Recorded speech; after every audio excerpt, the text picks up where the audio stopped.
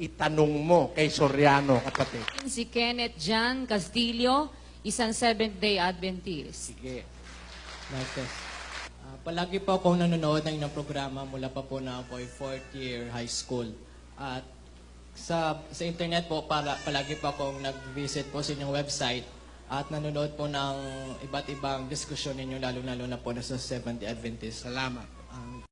Kapag ikaw po ay nagsimba po, o totoong iglesia po, hindi ka po susali doon sa araw ng linggo dahil yung mga protestante po na nagsasabi na silang totoo na iglesia ay walang karapatan na sumali po doon o magsimba po ng linggo kagaya po ng sinulat sa Catholic Universe Bulletin, August 14, 1942. Alam mo, siguro kapatid, huwag kang magagalit, ano? I believe that you are a Seventh-day Adventist, though. So, the conditioning of your mind seems to lean to the Seventh-day Adventist kind of reasoning, ano? Pero ganito yon. Hindi naman masamang magsimba ng linggo, eh.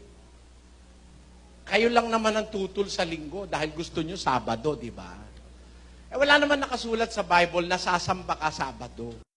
Wala nun. Ang pagsamba sa Diyos, araw-araw. Pwede ka naman sumamba. By the way, let us first analyze or let us first ask the Bible, ano ba ang kahulugan ng pagsamba? What do you mean by the word pagsamba sa Diyos? Let the Bible supply the answer. 12:1, sa Tagalog Bible, ganito sinasabi. Kaya nga mga kapatid, ipinamamanhik ko sa inyo, alang-alang sa mga kahabagan ng Diyos, na inyong iharap ang inyong mga katawan na isang haing buhay, banal, nakaaya-aya sa Diyos, na siya ninyong katampatang paglilingkod espiritual. Ano raw po ang pagsamba? Offering of yourself as a living sacrifice, holy and acceptable unto God, which is your spiritual or reasonable service. Yun ang katampatang pagsamba. O-offer mo yung sarili mo parang living sacrifice. Alam mo kapatid, kung sabadista ka talaga, sa panahon ng mga patriarka, ang ino-offer nila sa Diyos, papatayin nila yung tupa, papatayin nila yung baka, o-offer nila yon as a burnt offering. Patay na, no? Ngayon, sa New Testament, hindi na yun eh. Inalis na ng Diyos yung pag-o-offer ng mga baka, mga tupa. Lalo na ngayon, ang mahal-mahal ng baka. Eh, sino ngayon makaka-afford yung isang baka, papatayin mo, susunugin mo lang. Baka pag sinusunog mo yung magalit pa yung mga kamag-anak mo at kapitbahay. Hoy, ba't mo susunugin niya? Sarap-sarap niyan. Oh, sabihin nilang ganun, ano? Baka ikaw makagalitan pa. Nung araw kasi sinusunog mga baka, tupa, yahandog sa Diyos. Ngayon, sa panahon ng bagong tipan, hindi na po baka, tupa. Itong sarili natin pinapahandog, pero hindi mo napapatayin para ihandog. Ihandog mo, living sacrifice. Paano ba yung paghahandog ng sarili sa Diyos? Na isang haing buhay. O, basahin nga natin sa Hiligay nun yun, kapatid.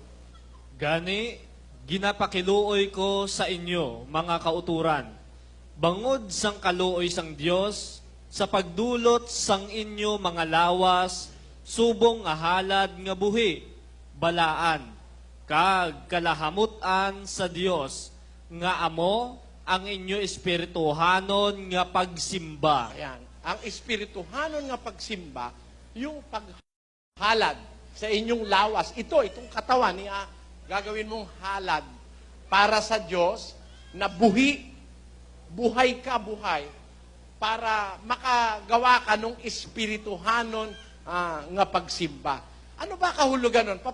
How do we offer ourselves as a living sacrifice unto God? Paano yon? Kunin natin ang paliwanag kay Pablo rin sa 6:13 ng Roma. Dili ninyo itugyan ang inyo bahin sa sala, subong nga galamiton sa pagka-di matarong, kundi itugyan ang inyo kaugalingon sa Dios, subong nga buhi, gikan sa mga patay, kag ang inyo mga bahin, subong nga mga galamiton sang katarungan sa Dios. Ayon. Ihandog nyo ang inyong mga bahin, Opo. ang inyong mga sangkap. Opo. The entire body itself, ihandog mo sa Diyos na isang haing buhay na ano yon? Mga kasangkapan ng katwiran ng Diyos. magpapakasangkapan ka, gagawin mo yung katawan mo kasangkapan ng katwiran ng Diyos, yung mabuti. Halimbawa, may tumatawid sa kalye, inalalayan mo yung matanda, tumatawid sa kalye, ginakasangkapan mo yung sarili mo para makagawa ng mabuti. Halimbawa, nagugutom kapitbahay mo, binigyan mo ng isang kabambigas, o naging kasangkapan ka ng Diyos para makaraos yung kapitbahay mo. Na ihahandog mo yung sarili mo na isang haing buhay sa Diyos. Yun ang pagsimba o pagsamba sa Diyos. Kaya ang pagsamba, pwede ka sumamba ng umaga, tanghali, hapon, Lunes, Martes, Miyerkules, Huwebes, Biyernes, Sabado. Ang pagsamba, yung paghahandog ng sarili sa Diyos. Gagawa ka ng kabutihan. Halimbawa, merong may sakit, tutulungan mo. Pagsamba sa Diyos yun. Yung asawa mo, mamahalin mo. Ha? Maghahanap buhay ka, bibigyan mo ng pera. Bahagi ng paglilingkod at pagsamba sa Diyos yun. Kakahabagan mo yung kapitbahay mo, paglilingkod sa Diyos yun. Ganon ang kahulugan ng pagsamba, kapatid. Ginagawa yun araw-araw. Araw-araw, hindi lang Sabado. Paniwala mo kasi kahit dahil Sabadista ka, pagka Sabado lang sasamba. Hindi.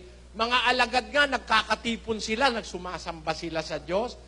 Araw-araw. Basahin natin yung Gawa, Kapitulo 2, at versikulo 46. At araw-araw sila'y nagsisipanatiling matibay sa pagkakaisa sa templo at sa pagpuputol-putol ng tinapay sa bahay-bahay, at nagsisikain sila ng kanilang pagkain na may galak at may katapatan ng puso, na nangagpupuri sa Diyos at nangagtatamo ng paglingap ng buong bayan, at idinaragdag sa kanila ng Panginoon araw-araw yaong nangaliligtas. Kita nyo, mga kapatid, yung mga alagad nung una, araw-araw pa eh. Paano mo naman sasabihin Sabado lang? Araw-araw nga nagkakatipon, nagpupuri sa Diyos. Kaya yung mga Sabadista, nadaya lang kayo ng mga pastor nyo sa Amerika para bang Sabado lang tayo pwedeng sumamba. Hindi. Mga unang Kristiyano nga, kahit linggo, nagkakatipon sila. First day of the week. Basahin natin yung 27 ng Gawa. Sa nahaunang adlaw sang simana, sang nagtipon kami sa pagtipik-tipik sing tinapay. Nagwali sa ila si Pablo, nga buot magtaliwan sa adlaw nga madason. Kag siya nagpalawig sang iyawali, tubtob sa tungang gabi. Tamo, ano yan?